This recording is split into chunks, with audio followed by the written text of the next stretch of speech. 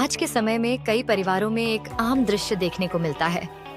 बेटा अपनी माँ की सेवा करता है, उनका ख्याल रखता है, लेकिन कई बार उसकी पत्नी यानी बहू को यह बात अच्छी नहीं लगती। उसे लगता है कि उसका पति अपनी माँ की बात ज्यादा मानता है और हर चीज में माँ को प्राथमिकता देता है। बहू के मन में यह सवाल उठता है कि आखिर क्यों उसका पति अपनी माँ के इतने करीब है। उसे लगता है कि पति को अब अपनी पत्नी और बच्चों को ज्यादा समय देना चाहिए।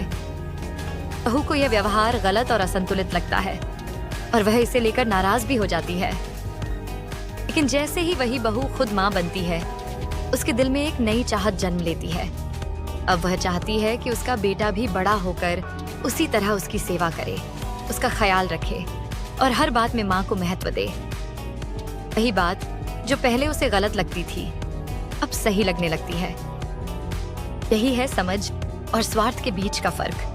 जब बात दूसरों की होती है तो हमें वह गलत लगती है, लेकिन जब वही परिस्थिति हमारे साथ आती है तो वही चीज हमें सही लगने लगती है।